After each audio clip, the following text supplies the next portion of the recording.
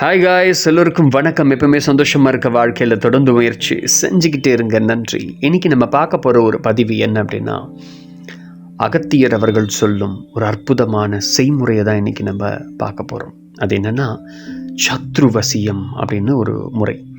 நம்முடைய அகத்தியர் அவர்கள் மாந்திரிகத்தில் சிறந்து விளங்கின ஒரு அற்புதமான ஒரு சித்தர்.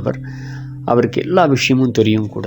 இந்த சத்துருக்கள் எதிரிகளை நம்ம எப்படி அட்ராக்ட் பண்ணுறது அப்படின்ற ஒரு விஷயத்த தன்னுடைய பாடலில் அற்புதமான முறையில் எழுதியிருக்கிறாரு. சரி, எப்படி இதை நம்ம பண்ணுறது, அதோடைய செய்முறையை தான் நம்ம இன்றைக்கி பார்க்க போகிறோம். இந்த விஷயத்த ஒரு மாந்திரிகர் அவர் இதை செய்திருக்கிறாரு. நிறைய பேருக்கு செய்தும் கொடுக்குறாராம் வேற. சரி, ஓகே. அது என்ன பாடல் அப்படின்னு சொல்கிறேன். நிறைய பேருக்கு வாழ்க்கையில் எதிரிகள் சுற்றி நிறைய பேர் இருப்பாங்க. நம்முடைய வளர்ச்சியை பிடிக்காம பொறாமை மூலமாக நிறைய எதிரிகள் உருவாக்கப்படுவாங்க. சில பேருடைய வார்த்தையினால், சொல் புத்தியினால் அவங்க சுய புத்தி இல்லாமல் நமக்கே துரோகம் செய்து எதிரியாக மாறுவாங்க பல பேர். அவங்களெல்லாம் சத்ரு அப்படின்னு சொல்கிறாரு நம்முடைய அகத்தியர். சரி, இந்த சத்ருவை நம்ம கட்டுப்பாட்டில் கொண்டு வர்றது எப்படி, அதுக்கு ஏதாவது வழி இருக்கா அப்படி ஒரு கேள்விக்கு அகத்தியர் மாந்திரிக காவியம் என்ற ஒரு நூலில் ஒரு பாடலை நம்முடைய அகத்தியர் எழுதுகிறார். அது என்னன்னு பார்க்கலாம்.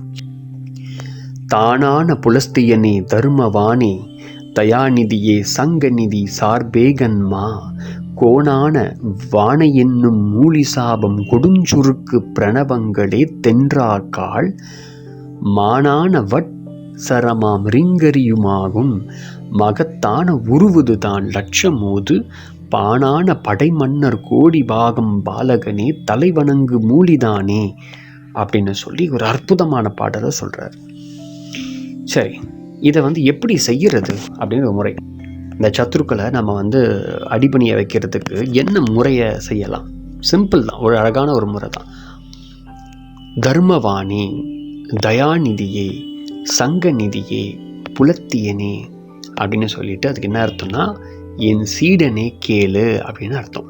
என் சீடனே கேளுப்பாணி நான் சொல்கிறத அப்படின்னு அகத்தியர் சொல்கிறாரு. அது என்ன அர்த்தம்னா, இந்த பாடல் என்ன சொல்லுதுன்னா, கோணான வானை அப்படின்னு சொல்லக்கூடிய ஒரு மூலிகையை நீ என்ன பண்ணணும்னா எடுக்கணும் அப்படின்றார். அதுக்கு சாபத்தை நீக்கணும் அப்படின்றார். அந்த சாபம் என்ன அப்படின்னா, ரி இங் ரி, அவ்வளோதான். ரி இங் ரி, நீங்கள் வீடியோவில் பார்க்கலாம்.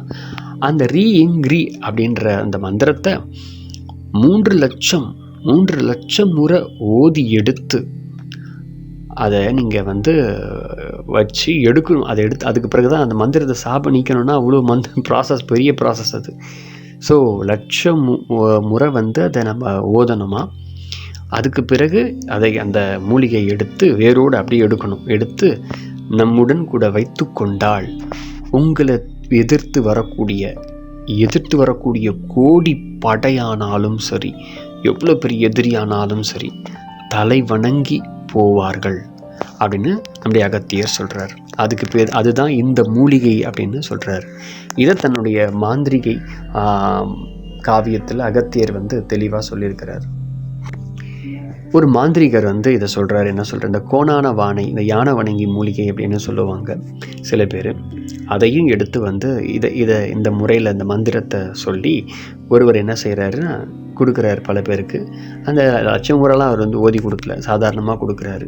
ஸோ இந்த கோணான வானை என்கிற மூலிகை ரொம்ப அற்புதமான மூலிகை கூட. அந்த மூலிகையை நீங்கள் எடுத்து செய்தோம் அப்படின்னா அற்புதமான பலன்கள் தெரியும். என்னை பொறுத்த வரைக்கும் இந்த கோணான வானை என்கிற மூலிகை எதுன்னு நான் பார்க்கல. இது என்னுடைய அனுபவம்.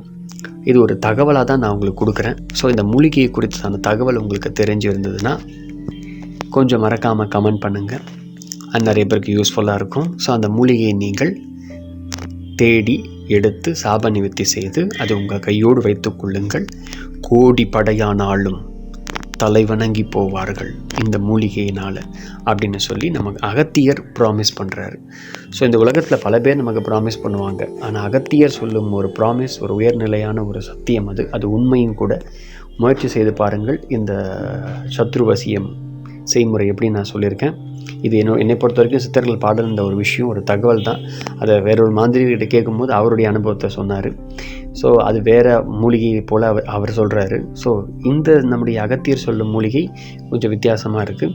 நீங்கள் ட்ரை பண்ணி பாருங்கள். மிக்க நன்றி. ஃபஸ்ட் டைம் வீடியோ பார்க்குறீங்கன்னா மறக்காமல் வீடியோவை சப்ஸ்கிரைப் பண்ணுங்கள். நிறைய பேருக்கு வீடியோவை ஷேர் பண்ணுங்கள். கூட நிறைய பேர் சத்துருக்கள் இருப்பாங்க, அவங்களுக்கும் இது ரொம்ப யூஸ்ஃபுல்லாக இருக்கும். ஒரு சின்ன ஒரு தகவல், கோணான வாணி கிடைக்கலன்னா யானை வணங்கியும் நீங்கள் இந்த முறையில் யூஸ் பண்ணலாம். இது வேறு ஒருத்தருடைய அனுபவம், என்னுடைய அனுபவம் அல்ல, அகத்தியர் அனுபவம் அல்ல. கோணான வாணை மட்டும்தான் அகத்தியர் ப்ரிஸ்கிரைப் பண்ணுறாரு. மிக நன்றி.